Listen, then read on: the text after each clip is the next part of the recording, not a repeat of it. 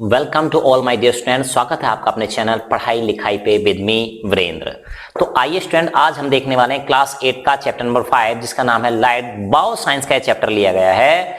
Assess the question, यानी कि पहले बिटवीन द चैप्टर्स क्वेश्चन है यहाँ पे। चलिए देखते हैं first question. Suggest any two examples of surface where regular reflection is possible. ऐसी दो सरफेसेस बताइए जहां पे रेगुलर रिफ्लेक्शन पॉसिबल है। आंसर है जो घरों में यूज होने वाला प्लेन मिरर है, दूसरा है पॉलिश वुडन सरफेस या टेबल समझ लीजिए, या कोई मेटल सरफेस भी हो सकती है, न्यूली है ना, बिल्कुल फ्रेश होनी चाहिए। Next, how many images are form when two plane mirrors are kept at an angle of 45 degree. कितनी इमेजेस फॉर्म हो जाएंगी अगर आप दो प्लेन मिरर को 45 डिग्री के एंगल पे रखेंगे। Answer 7 images are form when two plane mirrors are kept at an angle of 45 degree. अब ये 7 कैसे बनेंगी भाई, जरा देखते हैं कैसे बनेंगे। तो नंबर ऑफ इमेज का जो फॉर्मूला है वो 360 डिवाइड बाय थीटा, यानी थीटा मतलब एंगल -1। तो 360 डिवाइड बाय 45 करेंगे तो कितना आएगा बेटा, 8 आएगा, और 8 में से 1 को सब्सट्रैक्ट करेंगे, that's why 7 is the right answer. Next, Ram is standing at a distance of 220 centimetre before a plane mirror. Ram एक प्लेन मिरर के सामने, मान लिया भाई ये प्लेन मिरर है, ये क्या है बेटा, प्लेन मिरर है, इसके सामने राम खड़ा है, कितनी डिस्टेंस पर, 220 सेंटीमीटर की दूरी पर खड़ा है, 220 सेंटीमीटर की दूरी पर खड़ा है। At what distance will his image be form, तो उसकी इमेज कहां बनी, तो दैट्स व्हाई उसकी इमेज जो बनेगी बेटा मिरर के पीछे 220 सेंटीमीटर पर ही बनने वाली है, 220 सेंटीमीटर बिहाइंड द मिरर। ये प्लेन मिरर की प्रॉपर्टीज होती हैं। चलिए next, give the 2 more examples where the concept of multiple reflection is used। दो ऐसे एग्जाम्पल दीजिए जहां पे मल्टीपल रिफ्लेक्शन का कॉन्सेप्ट यूज होता है। तो answer, periscope, kaleidoscope, in salon and mirror mazes और rear view from of a car. Rear view यानी पीछे की जो चीजें देखते हैं वहां पे मल्टीपल रिफ्लेक्शन का कॉन्सेप्ट इस्तेमाल किया जाता है। चलिए next, What is second law of reflection? Second law of reflection of light क्या होता है तो बताइए। तो आंसर है the angle of incidence is equal to angle of reflection। तो angle of incidence और angle of reflection दोनों इक्वल होते हैं, बराबर होते हैं। कैसे, तो देखो भाई ये एक रिफ्लेक्टिंग सरफेस है, इस पे जो लाइट आके टकराएगी उसको कहेंगे क्या, इंसिडेंट रे। क्या कहेंगे, इंसिडेंट रे। अब इस सरफेस पे बिल्कुल एक 90 डिग्री पे, ये जो हमने लाइन खींची हुई है 90 डिग्री पे लाइन हो गई, तो ये इंसिडेंट रे इस नॉर्मल से जो एंगल बनाएगी उसको एंगल ऑफ इंसिडेंस कहेंगे। ठीक है, अब इससे टकराने के बाद, रिफ्लेक्ट होने के बाद ये बाहर वापस चलेगी रिफ्लेक्ट होके, तो इसको रिफ्लेक्टेड रे कहेंगे।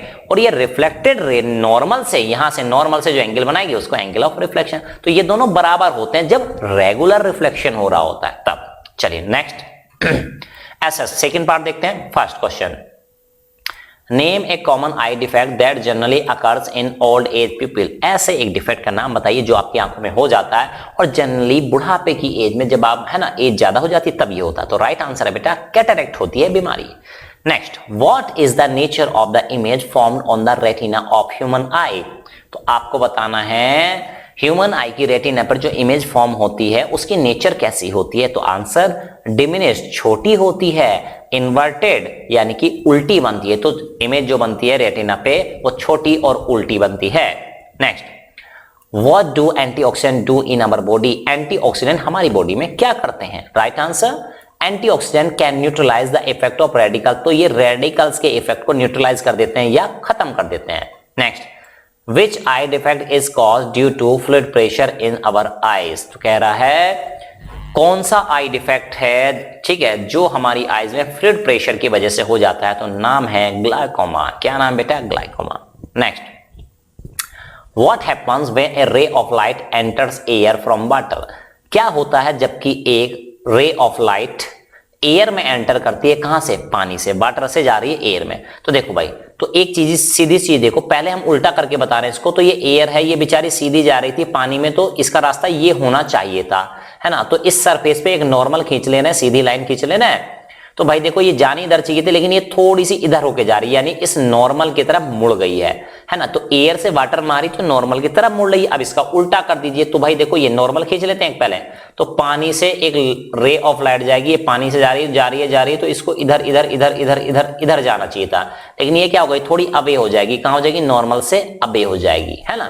तो ये ray of light bends away from the normal when it enters air from water. ठीक है, तो आप ये देखिए बेटा, हल्की एयर हल्की होती है, डेंसिटी कम होती है, तो लो डेंसिटी से हाई डेंसिटी में जाती है, तो टुवर्ड्स द नॉर्मल बैंड होगी, और हायर डेंसिटी वाले से रेयर आप कहिएगा, ठीक है, डेंसर मीडियम से रेयर मीडियम में जाती है तो ये अवे फ्रॉम द नॉर्मल हो जाती है। चलिए next question, objective type question. First question, the most comfortable distance eight which one can read with a normal I is about, यानी कि सबसे आरामदायक वो डिस्टेंस कितनी होती है जहां पे हम आसानी से किसी चीज को अपनी आई से आसानी से रीड कर सकते हैं। तो क्या वो 20 सेंटीमीटर की दूरी पर ऑब्जेक्ट को आसानी से रीड कर सकते हैं, 22 वाली को, 25 को, 30 को? तो राइट आंसर क्या होगा बेटा, जल्दी से बताओ। Answer is 25 centimetre. Next, the impression of an image persist on retina at least 4, कह रहा है कि हम किसी ऑब्जेक्ट को देखते हैं तो वो उसकी इमेज छपी रह जाती है कुछ देर के लिए, हम यानी उसको एहसास होता रहता है हमको, कितने समय के लिए? तो कह रहा 1/12 of A second, 1/16 of A second, 1/10 of A second, 1/15 of A second. तो देखिए बेटा, इस बुक के अकॉर्डिंग जो राइट आंसर है 1/15 है, ठीक है। तो काफी कुछ बुकों में ये 1/16 भी दिया हुआ है, लेकिन हम बायो साइंस के अकॉर्डिंग जाएंगे तो that's why 1/15 is the correct answer. Next, a person sees blurred image of all objects around him और हर। तो कह रहा है एक पर्सन जो है वो अपने आसपास की सारी इमेज को ब्लर करके देख पा रहा है ना, मतलब उसको जो चीजें हैं ब्लर दिखाई दे रही है।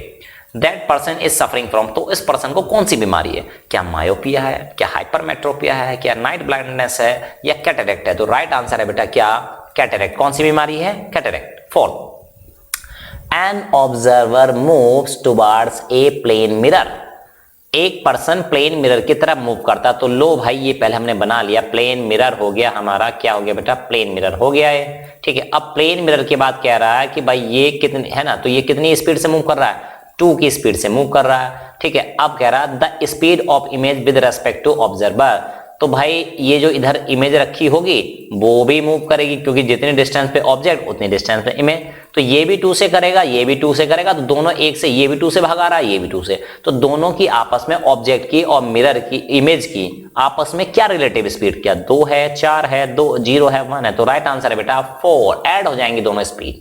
Next question, a toy is placed between 2 plane mirrors, एक टॉय है वो प्लेस्ड किया गया, रखा गया है 2 प्लेन मिरर के बीच में, और दोनों प्लेन मिरर 60 डिग्री पे हैं एक दूसरे से, है ना। The number of images form, फिर से वही फॉर्मूला 360 डिवाइड बाई थीटा, याद आया बेटा फॉर्मूला 360 बाई थीटा। थीटा कितना है यहाँ पे 60, फिर जो वैल्यू आएगी उसको -1 कर देंगे, तो यहाँ पे वैल्यू आ चुकी है 6 में माइनस करेंगे तो क्या आ चुका बेटा, देखो आंसर जान गए आप, very good, answer is 5। Next, what is the angle between reflected ray and incident ray of light is incident normally on a plane mirror। देखो बेटा, क्वेश्चन में कहा गया है ये एक सरफेस है, इस पे एक रे इंसिडेंट हो रही है और वो नॉर्मली आ रही है, ऐसे 90 डिग्री पे आ रही है, ठीक है। और हम जानते हैं जितना एंगल ऑफ रिफ्लेक्शन इंसिडेंस होता है उतना ही एंगल ऑफ रिफ्लेक्शन होता है, यानी ये वापस भी इसी डायरेक्शन से जाएगी। तो अब दोनों ही लाइन सेम है, तो कितना एंगल होगा, क्या 0 हो जाएगा बेटा? जानते हैं एंगल, आंसर 0। चलिए next, the change in focal length of eye lens, हमारी आंख में जो लेंस होता है, आई का जो लेंस होता है वो अपनी फोकल लेंथ चेंज कर लेता है ना, टू फोकस द इमेज, ताकि वो आसानी से क्लियरली चीजों को देख पाए, उन पे फोकस कर लेता है। Of object at varying distance, जो अलग अलग डिस्टेंस, मतलब अभी अब आप यहाँ की चीज देख रहे हैं, अभी यहाँ की देख रहे हैं, अभी यहाँ की देख रहे हैं, अभी यहाँ की चीज देख रहे हैं, मतलब पास की भी देखते हैं, दूरी, तो हमारी आई का जो लेंस है वो उसको फोकस कर लेता है, एडजस्ट कर लेता है, ठीक है। Is done by the action of, तो ये किसके कारण ऐसा कर पाता है? क्या रेटिना के कारण, क्या सिलेरी मसल्स के कारण, क्या लेंस के कारण, या कॉर्निया के कारण? तो राइट आंसर है बेटा सिलेरी मसल्स। किसके कारण? सिलेरी मसल्स के कारण। Next, short answer type question की बात करते हैं। First question, reflected light can get reflected again, यानी किसी एक सरफेस से रिफ्लेक्ट हुई लाइट किसी दूसरी सरफेस से फिर से रिफ्लेक्ट हो सकती है। गिव एन एग्जाम्पल, एक एग्जाम्पल दिए, टू जस्टिफाई स्टेटमेंट, इस स्टेटमेंट को जस्टिफाई करने के लिए एक एग्जाम्पल दिए। तो देखो बेटा, मान लिया कि एक सरफेस ये है, दूसरी सरफेस ये है, तो एक लाइट रे सपोज करो इस पे ऐसे आके हिट की, टकराई, स्ट्राइक की, और यहां से रिफ्लेक्ट होके यहां सरफेस पे टकराई, तो इससे रिफ्लेक्ट होके फिर जा सकती है, मतलब ये इंसिडेंट रे थी इस सरफेस के लिए और इस सरफेस से टकराई, तो ये रिफ्लेक्टेड रे हुई। ये क्या हुई? फर्स्ट सरफेस से रिफ्लेक्टेड रे हुई, और यही रिफ्लेक्टेड रे सेकंड सरफेस के लिए क्या काम करेगी? इंसिडेंट रे का काम करेगी, ठीक है। और ये क्या हो जाएगी? रिफ्लेक्ट, यानी कि एक बार रिफ्लेक्ट हुई लाइट दोबारा रिफ्लेक्ट हो सकती है। तो इस बात को जस्टिफाई करना था। चलिए देखते हैं। Reflected light can get reflected again by another reflecting surface, यानी एक बार रिफ्लेक्ट हुई लाइट रे दोबारा से किसी अनदर सरफेस से रिफ्लेक्ट हो सकती है, ठीक है। This is known as multiple reflection, और इसी को हम कहते हैं multiple reflection. It happens because, ऐसा इसलिए होता है क्योंकि reflected ray from one object act as incident ray for another object, क्योंकि एक ऑब्जेक्ट से रिफ्लेक्ट हुई है ना क्या रे दूसरी के लिए इंसिडेंट रे का काम करती है। एग्जाम्पल पेरिस्कोप में ऐसे ही चीजें होती हैं। नेक्स्ट सेकंड क्वेश्चन देखते हैं। A wall reflects light and mirror also reflect light, कह रहा है कि एक दीवार भी लाइट को रिफ्लेक्ट करती है और एक मिरर भी लाइट को रिफ्लेक्ट करता है। What is the difference in the way they reflect the light, इन दोनों बातों में किस तरीके से अंतर, यानी दोनों रिफ्लेक्ट कर रहे हैं तो दोनों के रिफ्लेक्शन में क्या अंतर है, डिफरेंस आपको बताना है। चलिए देखते हैं। A wall is generally rough, एक जो दीवार होती है वो जनरली रफ होती है surface, so it is an irregular reflection, तो ये एक इरेगुलर रिफ्लेक्शन की कैटेगरी में आता है। Which reflection from mirror is regular reflection, जबकि स्मूथ सरफेस जो कि प्लेन मिरर कह लीजिए या कोई भी मिरर कह लीजिए, उससे जो रिफ्लेक्शन होता है वो रेगुलर की कैटेगरी में आता है, ठीक है। तो इन्हें आप कह सकते हैं रफ सरफेस यानी दीवार से इरेगुलर रिफ्लेक्शन होता है, और plane surface that is mirror से क्या होती है, रेगुलर रिफ्लेक्शन होता है। दोनों में रेगुलर और इरेगुलर का अंतर है। Next, state 4 characteristics of an image form by plane mirror, ठीक है। तो कह रहा है प्लेन मिरर जो इमेज बनाता है उनके बारे उनकी 4 कैरेक्टरिस्टिक्स आप बताइए। तो देखिए नंबर 1 अपराइट और इरेक्ट, वो क्या होती हैं, सीधी होती हैं या इरेक्ट होती हैं, ठीक है। लेटरली इन्वर्टेड, लेटरली इन्वर्टेड मतलब बेटा ये जो लेफ्ट हैंड साइड है ये यहाँ पे राइट हैंड साइड हो जाएगी, ठीक है। तो इस तरह से लेफ्ट और राइट एक दूसरे में बदल जाते हैं। Next, size of image formed by plane mirror, ठीक है। जो साइज है किसका, इमेज का, प्लेन मिरर जो इमेज बना रही है उसका जो साइज होता है is always equal to the size of the object, वो ऑब्जेक्ट के साइज के इक्वल होता है, यानी ऑब्जेक्ट और इमेज सेम साइज की होती हैं। It shows that the distance of the image from the mirror is equal to the distance of the object from the mirror, कह रहा है कि ये सपोज करो मिरर है तो यहां से जितनी डिस्टेंस पर ऑब्जेक्ट रखा होगा उतनी ही डिस्टेंस पे इमेज भी बनेगी, यानी मिरर से ऑब्जेक्ट और इमेज इक्वल डिस्टेंस पे होते हैं। Next, when you enter the dark room, जब आप एक डार्क रूम में एंटर करते हैं फ्रॉम सनलाइट, यानी बाहर से कहीं से धूप से आप आ रहे थे, बहुत ज्यादा रोशनी थी, वहां पे लाइट थी, उसके बाद एक आप रूम में एंटर कर रहे हैं जहां पे काफी ज्यादा अंधेरा है, ठीक है। You can not C the things for a while, तो आप कुछ देर तक उन चीजों को ऑब्जेक्ट को नहीं देख पाते हैं। एंड आफ्टर सम टाइम, और कुछ देर बाद you start seeing the thing, कुछ देर बाद आपको चीजें दिखाई देना शुरू हो जाती हैं। एक्सप्लेन योर ऑब्जर्वेशन, अपनी इस ऑब्जर्वेशन को आप बताइए।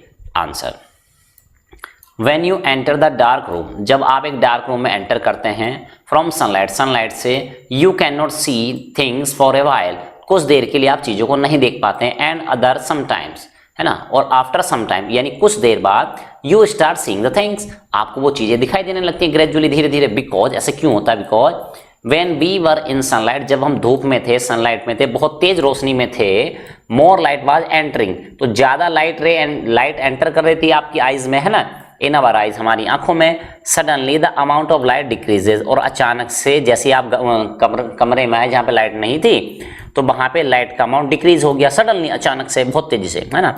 पीपल टेक समटाइम्स, ठीक है। तो ये प्यूपिल ये वाला नहीं रहेगा भाई, है ना, प्यूपिल ये वाला रहेगा, है ना, PEOPLE, प्यूपिल, तो है ना, प्यूपिल मीन्स तो शिष्य होता है ना, स्टूडेंट्स होता है ना, तो यहाँ पे प्यूपिल पर्सन लोगो वाला रहेगा, है ना।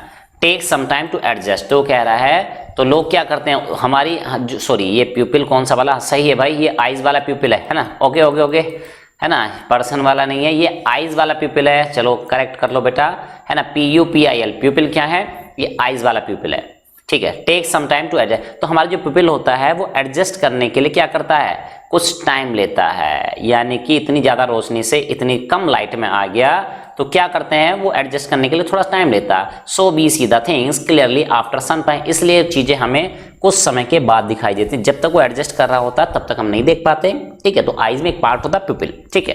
तो वो कह रहा है तो उस टाइम तक एडजस्ट करने में टाइम लेता है, तब तक हम नहीं देख पाते, उसके बाद हम देख पाते हैं, ठीक है। चलिए next, why does it shape and size change when a coin is put in a glass of water. ठीक है, तो कह रहा है कि जब एक सिक्के को सपोज करो ग्लास ऑफ वाटर है, इसमें पानी भरा हुआ है, इसमें क्या भरा हुआ बेटा, वाटर भरा हुआ है। क्या भरा हुआ है, पानी भरा हुआ है इसमें। तो अब क्या समस्या है बेटा, जब वाटर भरा हुआ है इसमें, तो देखो अब वो कह रहा है इसमें आपने क्या डाला, एक कॉइन डाला, इसमें एक कॉइन डाला, सिक्का डाला। अब इसको आप बाहर से अगर देखेंगे, ऑब्जर्व करेंगे, तो ये कॉइन आपको सेम साइज का नहीं दिखेगा। It changes due to reflection, उसका साइज क्या हो जाता है, साइज चेंजेस, तो उसका साइज चेंज हो जाता है, क्यों, ड्यू टू रिफ्रैक्शन। ठीक है, next, name one defect of vision. Vision का मतलब आंखों का एक डिफेक्ट बताइए, which can not be corrected by any type of spectacles, जो किसी भी टाइप के स्पेक्टिकल से ठीक नहीं हो सकता है, लेंसेज से, है ना। स्पेक्टिकल मतलब चश्मा, चश्मे के लेंसों से। How can it be corrected, तो उसको कैसे करेक्ट कर सकते हैं यही बताए। ठीक है, तो भाई एक डिफेक्ट है जिसका नाम है कैटरेक्ट, और इसके लिए आपको surgery is recommended to correct this defect. तो इसके लिए आपको सर्जरी ही करानी पड़ेगी, है ना, रिकमेंडेड किया जाता है आपको कि आप सर्जरी कराएं। तो एक ऐसी बीमारी है, तो लेंसेज से, स्पेक्टिकल से वगैरह से ठीक नहीं हो सकता, तो इसके लिए सर्जरी ही करानी पड़ती है। Next 7, a student can not see a chart hanging on a wall. दीवार पे लटका हुआ एक चार्ट है जिसको एक स्टूडेंट नहीं देख पा रहा, placed at a distance of 3 metre from him, और उससे वो 3 मीटर की डिस्टेंस पर है, दीवार भी 3 मीटर की डिस्टेंस पर रही होगी, है ना। Name the defect of vision he is suffering from, तो वो किस बीमारी से, किस डिफेक्ट से, है ना, प्रताड़ित है या कह लीजिए परेशान है। How can it be corrected, और इसको किस तरीके से आप सही कर सकते हैं। ठीक है, तो यानी उसको कौन सी बीमारी हुई है वो बताइए और उसको कैसे ठीक कर सकते हैं। Answer, the student is suffering from the defect name myopia. ठीक है, तो इस पर्सन को जो बीमारी है, स्टूडेंट को बीमारी है, उसका नाम है मायोपिया। नियर साइटेडनेस, क्या है, नियर साइटेडनेस यानी पास की चीजें नहीं दिखाई देती हैं।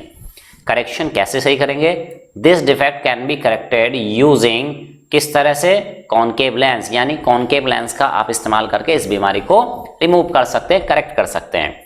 दिस लेंस डाइवर्जेस द रे ऑफ लाइट, ये क्या करते हैं, लेंस लाइट रेस को डाइवर्ज कर देते हैं, कमिंग फ्रॉम द ऑब्जेक्ट, जो ऑब्जेक्ट से आ रही होती हैं, एंड दस फोकसेस ऑन द रेटिना, और इस तरह से वो रेटिना पे फोकस हो जाती है, यानी वहां पे इमेज बन जाती है। Next, how is the phenomena of reflection use in making a kaleidoscope, तो कह रहा है कि किस तरीके से रिफ्लेक्शन के कॉन्सेप्ट को हम कैलिडोस्कोप बनाने में इस्तेमाल करते हैं। व्हाट आर इट्स एप्लीकेशन, उसके क्या क्या एप्लीकेशन है, कहां उसको यूज कर सकते हैं। Answer, in a kaleidoscope 3 mirrors are use to make triangular surfaces, 3 mirror का इस्तेमाल करते हैं जो कि ट्राइंगुलर सरफेस बनाते हैं, एंड द मल्टीपल रिफ्लेक्शन अकर, और वहां पे मल्टीपल रिफ्लेक्शन होता है। तो देखो एक सरफेस ये है, एक सरफेस ये वाली है, और एक सरफेस ये है, तो इस तरह ट्राइंगुलर शेप में इनको अरेंज कर लेते हैं। This result in the formation of beautiful pattern, तो इससे एक ब्यूटीफुल पैटर्न बन के चला आता है, निकलता है।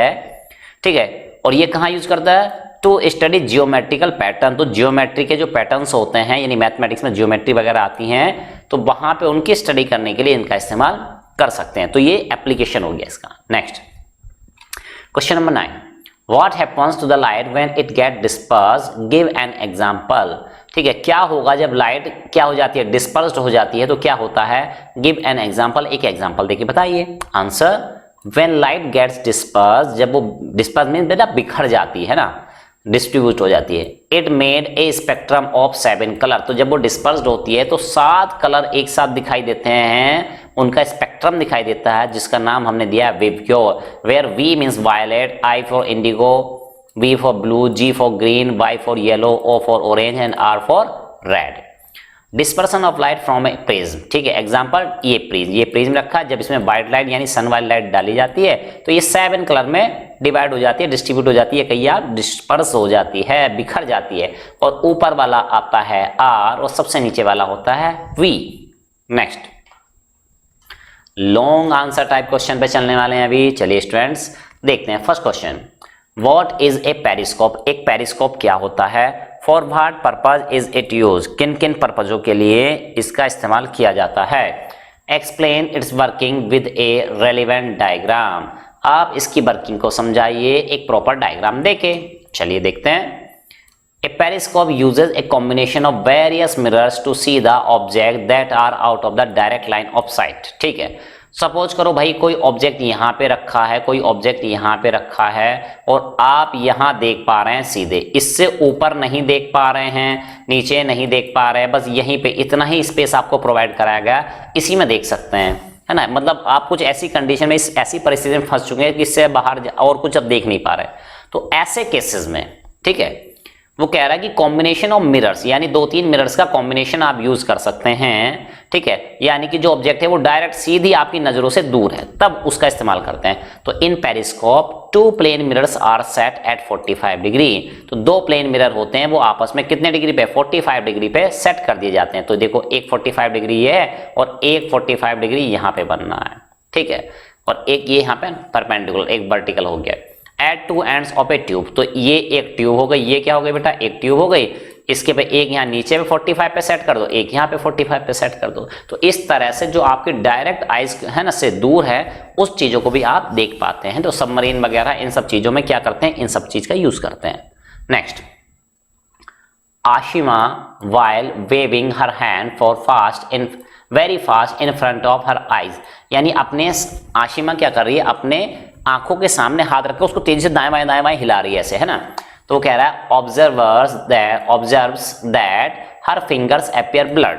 अब उस समय जब वो ऐसे ऐसे हिला रही है, अपनी उंगलियों को देखने की कोशिश कर रही है, तो अपनी उंगलियां उसको ब्लर दिखाई दे रही है ना, क्लियर नहीं दिखाई दे रही। What could be the reason for that? इसका क्या कारण हो सकता है? How does it help us in seeing motion picture? और ये किस तरीके से हमें मोशन यानी मूव करती हुई पिक्चर को देखने में मदद कर सकते हैं, है ना। Answer, fingers of Asima become blurred due to the phenomena of persistence of vision। तो कह रहा है कि जो फिंगर है ना, जो फिंगर्स हैं उसकी आसिमा की, ये ब्लर इसलिए दिखाई दे रही है ड्यू टू द फिनोमेना, एक फिनोमेना है जिसका नाम है परसिस्टेंस ऑफ विजन, यानी कुछ चीज जब आप देख रहे हैं तो आपकी आइजें वो कुछ समय के लिए बनी रहती हैं, है ना।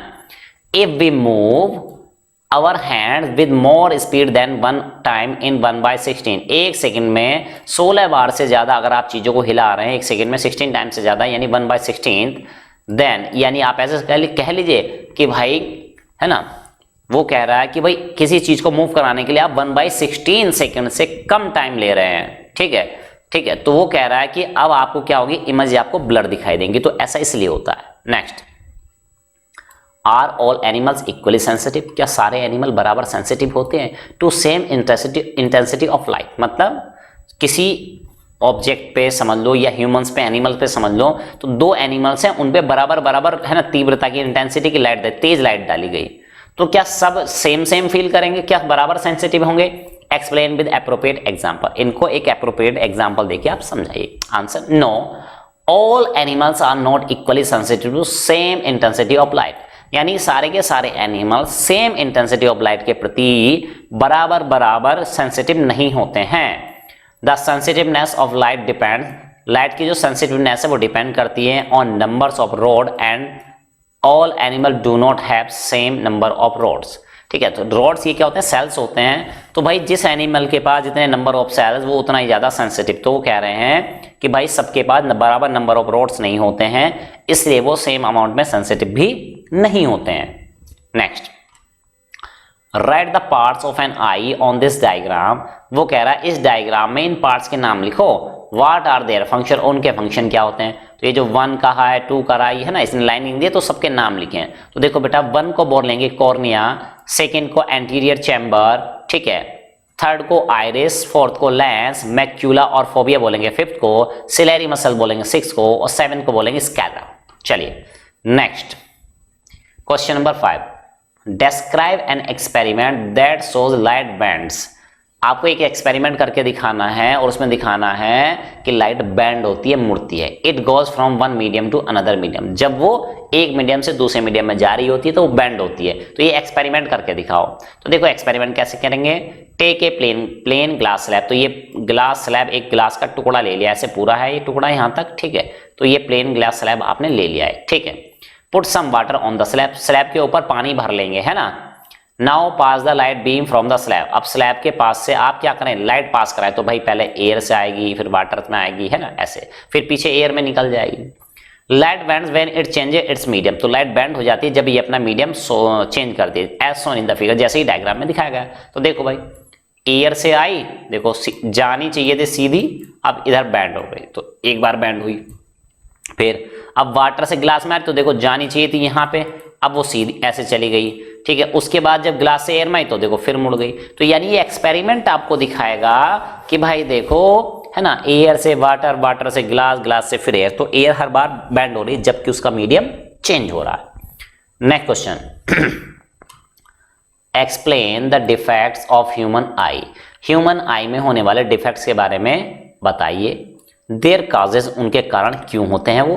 The ways to correct them, और उनको किन तरीकों से ठीक किया जा सकता है। आंसर, मायोपिया या जिसको नियर साइटेडनेस या शॉर्ट साइटेडनेस भी कहते हैं। A person who can see near object, जो पास की चीजों को देख सकता है क्लियरली, आसानी, मतलब बिल्कुल भी clear cut, but can not focus on distant objects is said to be near sighted और मायोपिक। ठीक है, तो वो कह रहा है कि जो पास की चीजों को देख सकते हैं लेकिन दूर की चीजों को क्लियर नहीं देख सकते हैं, उनको शॉर्ट साइटेड और मायोपिक पर्सन कहते हैं, और बीमारी को मायोपिया कहा जाता है। इन दिस केस, ऐसी स्थिति में the rays of light coming from the distance object are focused.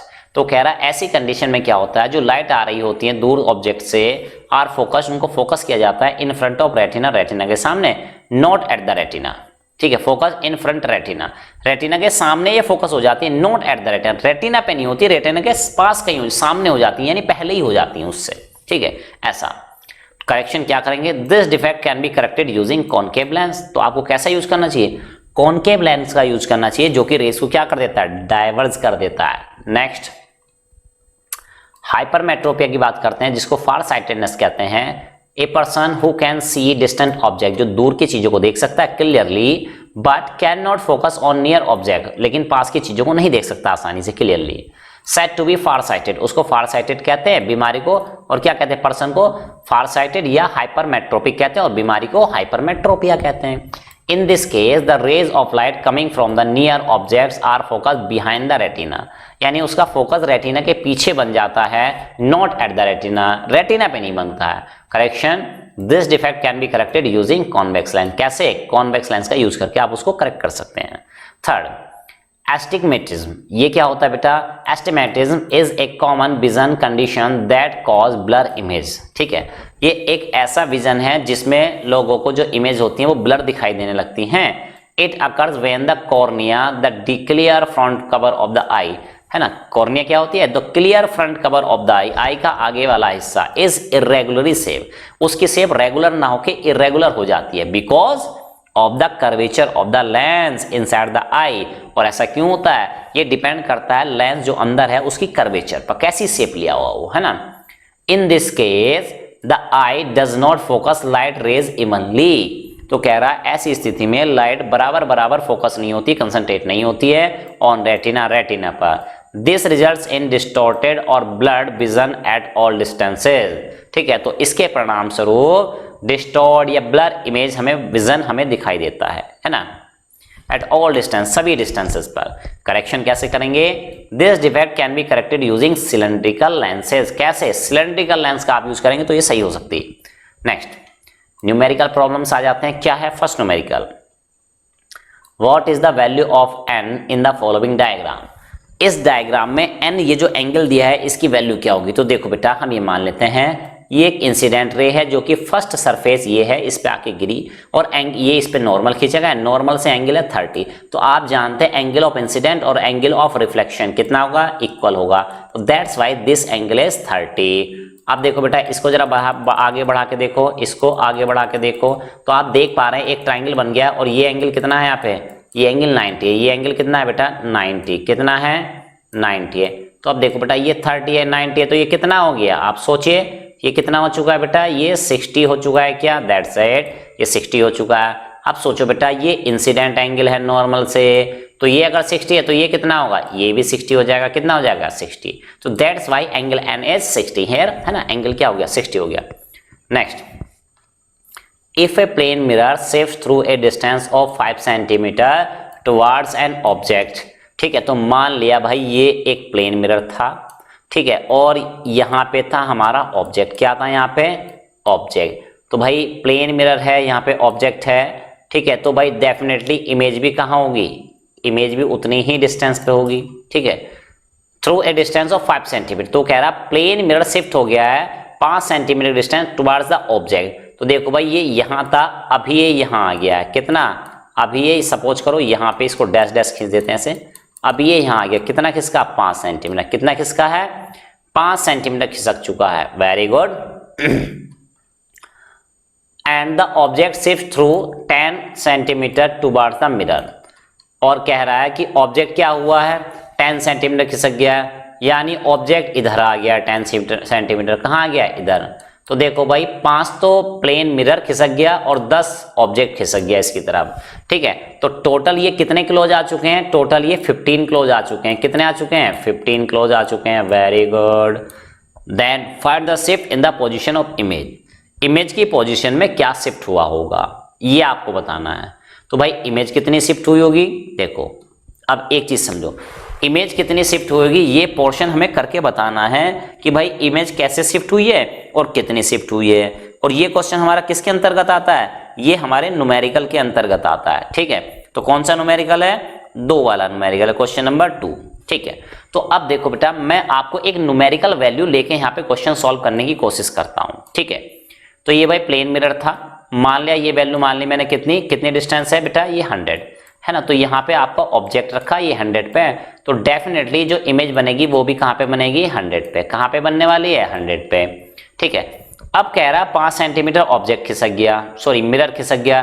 तो ये लो भाई ये 5 सेंटीमीटर खिसक गया, तो ये कौन से वाले पॉइंट पे आ चुका है, 95 वाले पॉइंट पे। ये मान लिया यहाँ पे 0 था और यहाँ पे 100 था, तो ये कहाँ पे आ चुका है, ये 95 वाले पॉइंट पे आ चुका है, वेरी गुड। अब जब ये 95 वाले पॉइंट पे आ चुका है तो ये भी भाई 95 पे आ चुका है, यहां से अगर 0 मान लें तो ये भी कहां पे आ चुका है, 95 पे, वेरी गुड, क्योंकि इमेज तो ऐसी बननी है, ठीक। अब क्या हुआ बेटा, अब सुनो यहां पे क्या हो रहा है ना, तो मतलब ये भी 5 आगे खिसक जाएगा, लेकिन आप ये समझो ये 5 आगे खिसका है तो ये भी क्या खिसकेगा। अब देखो ये कितना आगे खिसक चुका है, ये खिसक चुका है आपका 5, किसका आगे, 10 खिसक चुका है। चलिए देखते हैं कैसे। और कह रहा है कि ऑब्जेक्ट जो है आपका उसको भी 10 खिसका दो, तो लो भाई इसको भी कितना खिसका दिया, 10, कितना खिसका दें इसको, इधर 10 खिसका देते हैं, ठीक।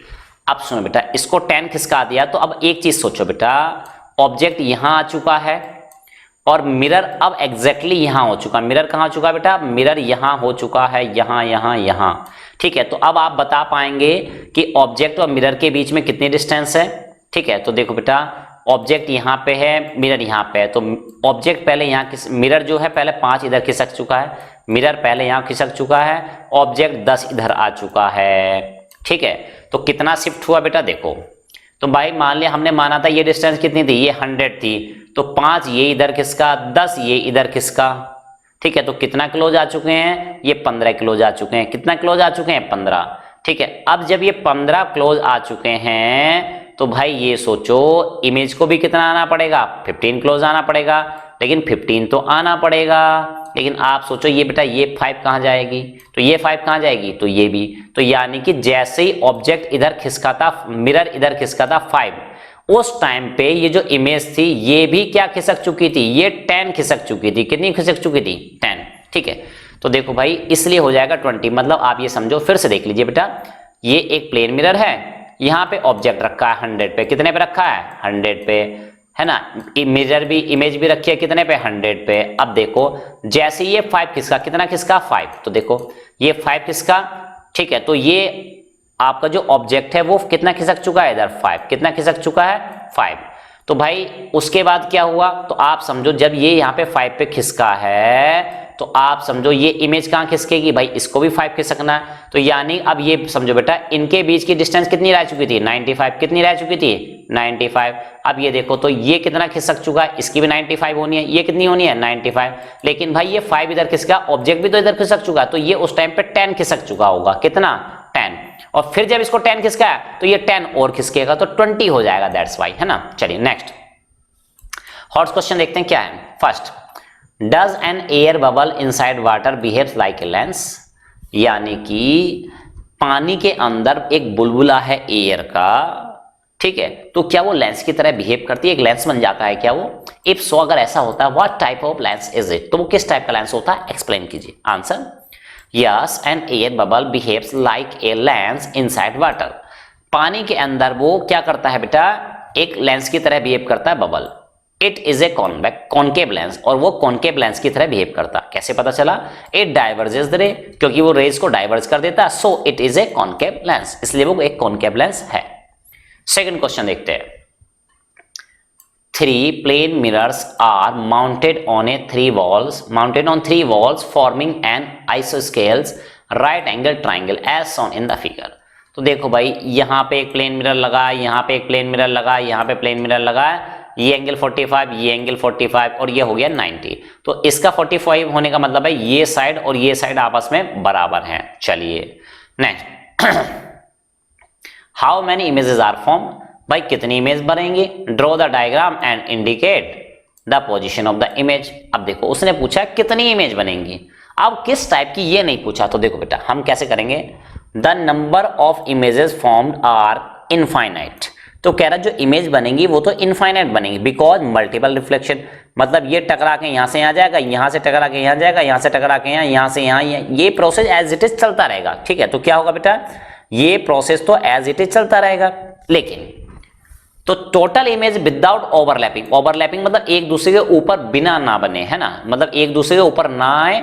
ठीक है, विद ओवरलैपिंग मतलब कि वो एक दूसरे के ऊपर बनती चली जाएंगी इनफाइनाइट टाइम, तो वो हो जाएंगी इनफाइनाइट। लेकिन अगर हम बात करें विदाउट ओवरलैपिंग, तो यानी कि वो अलग अलग दिखाई दे, ये इमेज यहां दिखाई दे रही है, ये यहां इसके ऊपर ना बने दूसरी। तो विदाउट ओवरलैपिंग अगर दिखाई दे तो देखो बेटा, अब देखते हैं ए और बी। तो भाई ए और बी, इसको मान लो ए, इसको मान लो बी, कितना एंगल है इनके बीच? 45, 45। तो यहां से निकालेंगे तो 7 बनेंगी। ठीक है, अब इसके बीच और इस वाली के बीच कितना एंगल है? ठीक है, तो इस तरह आप देखेंगे, तो भाई तुमने इसके और इसके बीच निकाला, अब इसके और इसके बीच निकाल दो तो कितना एंगल है? 90। तो 90 निकालेंगे तो 3 बनेंगी। अब भाई 3 बनी, अब देखो इसके बीच और इस वाली के बीच कितना एंगल है? 45। तो फिर से निकाल दो, कितना? 7।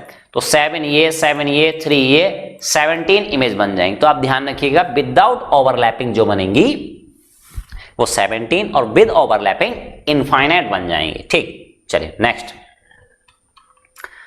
Under what condition in an arrangement of 2 plane mirror incident and reflected ray will always be parallel to each other. वो कह रहा है किस कंडीशन में या किस तरीके से अरेंजमेंट करें, 2 प्लेन मिरर को किस तरह से अरेंज करें कि इंसिडेंट रे और रिफ्लेक्टेड रे हमेशा क्या रहें? पैरेलल रहें ईच अदर, एक दूसरे के।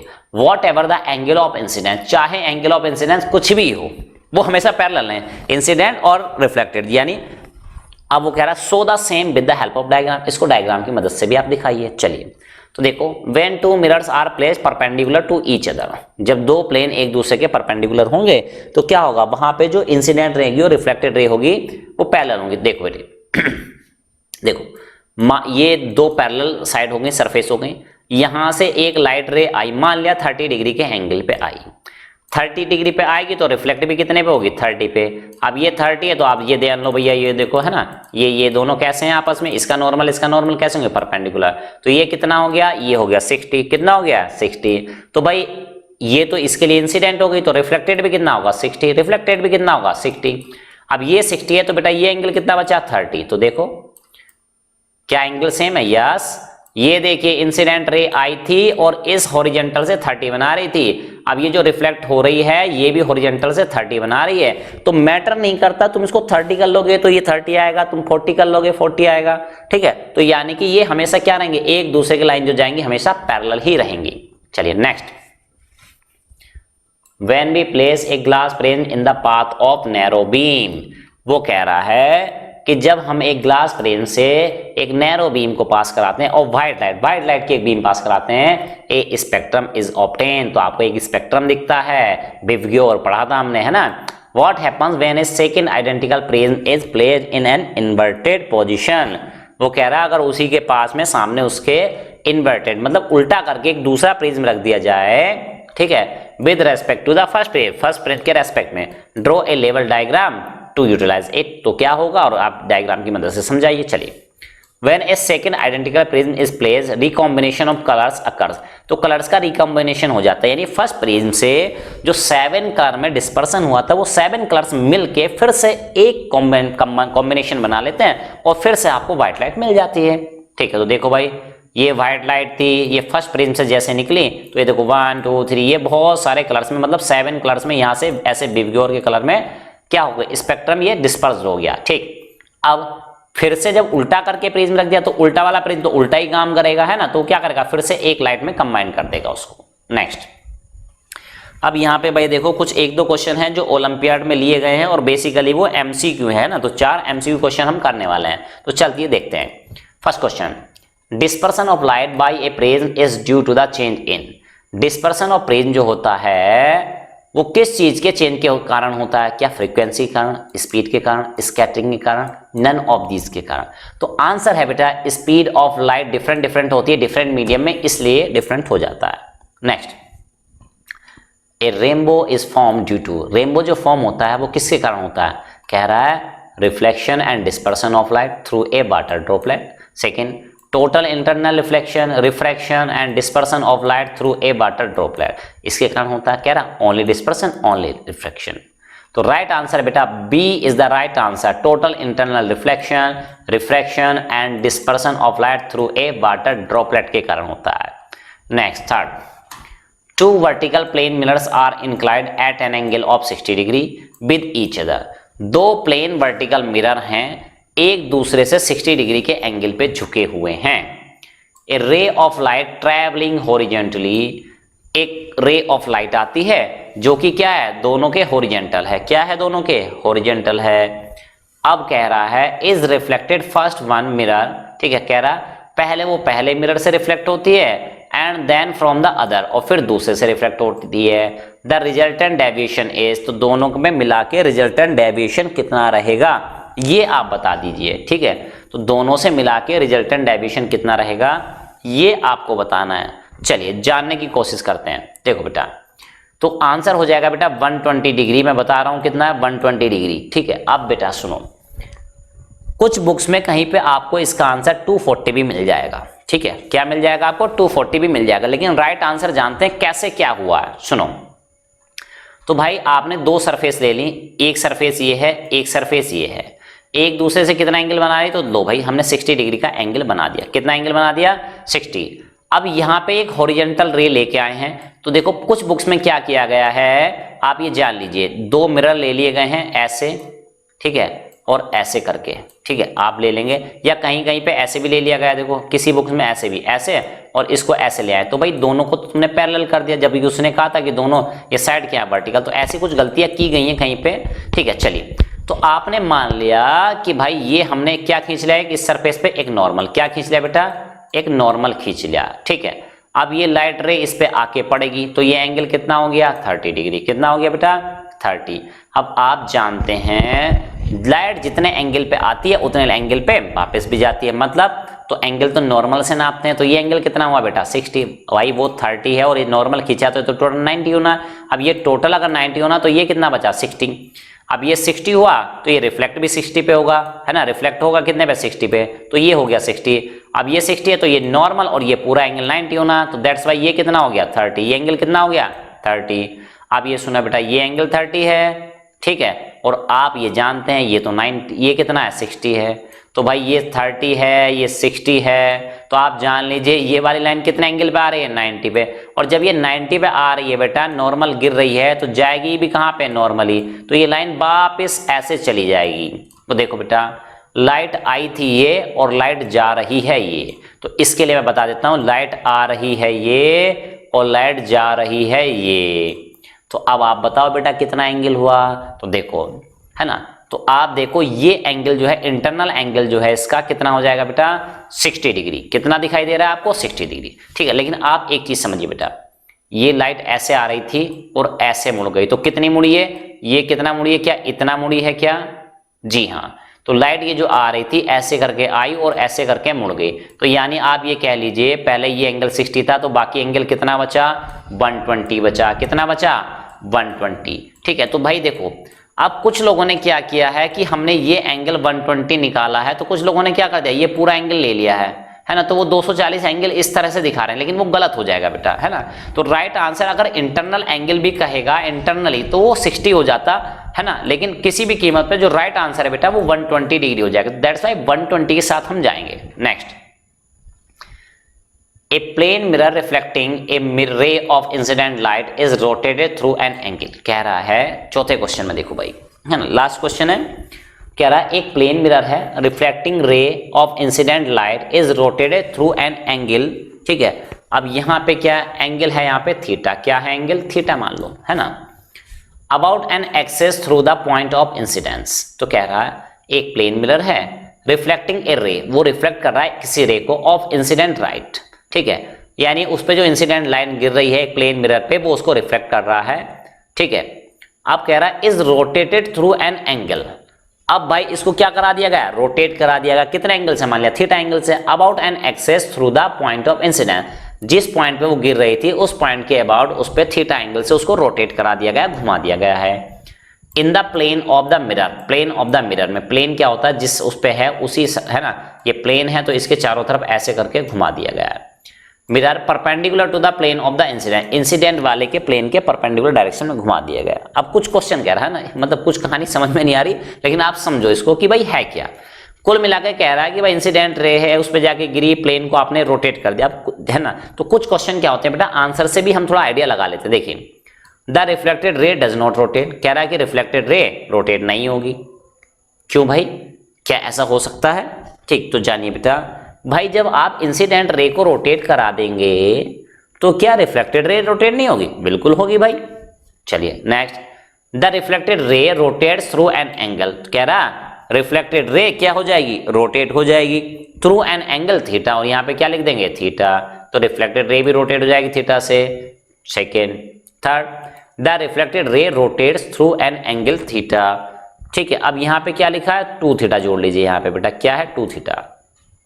तो कह रहा है कि अगर इंसिडेंट रे थीटा से रोटेट होगी तो रिफ्लेक्टेड रे 2 थीटा से रोटेट हो जाएगी, ऐसा वो कह रहा है। द इंसिडेंट रे इज, फिर वो कह रहा है इंसिडेंट रे फिक्स रहेगी। तो नहीं, ये तो नहीं होने वाला, यानी फर्स्ट और लास्ट तो नहीं होने वाला, तो यानी थीटा और 2 थीटा को देखते हैं। तो चलिए इसको समझने की कोशिश करते हैं भाई क्या है। तो देखो, इसने कहा कि इंसिडेंट रे को अगर थीटा एंगल से रोटेट कराएंगे तो क्या हो जाएगा? रिफ्लेक्टेड रे क्या हो जाएगी? 2 थीटा से रोटेट हो जाएगी, है ना। थीटा यहाँ पे लिख लीजिए, थीटा, ये वाला थीटा है ना जो बना है सिंबल, और ये हो जाएगा यहाँ पे 2 थीटा। क्या हो जाएगा? 2 थीटा। तो ऐसा कैसे हो रहा है? चलिए जानने की कोशिश करते हैं इसको कि भाई ऐसा कैसे पॉसिबल हो पाया, ऐसे कैसे संभव हो पाया। तो भाई एक चीज समझिए आप, ठीक है, प्लेन ऑफ मिरर था, mirror reflecting a ray of incident light. ठीक है, तो आप एक चीज समझने की कोशिश कीजिए यहाँ पे डायग्राम, ये भाई देखो, जैसे प्लेन मिरर होता है, ये इसका क्या होता है? नॉर्मल। ठीक है, ये क्या होता है उसका? नॉर्मल। ठीक है, is rotate through an angle theta about an axis. ठीक है, इज रोटेटेड, तो कह रहा है रिफ्लेक्टेड रे रोटेट हो चुकी है। A plane mirror reflecting a ray of incident light is rotate through an angle theta. ठीक है, वो कह रहा थीटा से घुमा दो, तो ये जो आ रही है वो कह रहा इसको थीटा से घुमा दो। क्या घुमा देना उसको?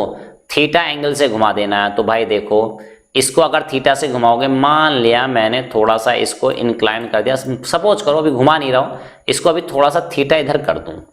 ठीक है, तो ये क्या कर दिया भाई मैंने? 30 डिग्री मान लिया। तो आप कहेंगे सर पहले 30 था, तुमने 30 और कर दिया, तो ये भी नॉर्मल 30, ये 60 हो जाएगा, तो ये तो सेम सेम हो गया। ठीक है, तो कह रहा कहां से, लेकिन ये तो सोचो, through the point of incident in the plane of the mirror the perpendicular to the plane of incident. सुनो, अब कह रहा है कि उसको थीटा से जब घुमा देते हैं, an axis through the point of incident, जिस पॉइंट पे इंसिडेंस हो रही है उसके चारों तरफ आप थीटा एंगल से उसको घुमा दे रहे हैं, in the plane of the mirror perpendicular to the plane of incident. ठीक है, प्लेन ऑफ द मिरर और परपेंडिकुलर, तो देखो ये तो प्लेन मिरर है, लेकिन कोई एक्सेस कहता है तो वो उसके परपेंडिकुलर ली जाती है। क्या ली जाती है? उसके परपेंडिकुलर। ठीक है, तो यहाँ पे आप समझ लीजिए, जब इंसिडेंट रे को आप थीटा से रोटेट कराते हैं तो सिंपल याद कर लीजिए फिलहाल, है ना, कि वो क्या हो जाएगी? 2 थीटा से रोटेट हो जाएगी। चलिए और कोई क्वेश्चन है? अभी देखते हैं। तो चलिए, है ना, तो इस तरह से आपने आज के वीडियो देखे। ठीक है, क्या ये पॉइंट ऑफ व्यू आपके एक्सरसाइज के पॉइंट ऑफ व्यू से इंपॉर्टेंट है? एग्जाम, है ना, आप एक्सरसाइज करते हैं, होमवर्क करते हैं, एग्जाम में भी क्वेश्चन आते हैं, तो क्या ओलंपियाड में भी आप चेक करते हो? यानी एक कॉन्सेप्ट आपको दिया था लास्ट वाले क्वेश्चन में कि भाई ये थीटा से होगी तो वो 2 थीटा से हो जाएगी। ठीक है, चलिए, काफी ज्योमेट्री रिक्वायर्ड होगी उसके लिए, इसलिए आगे डिस्कस नहीं कर रहे हैं उसको।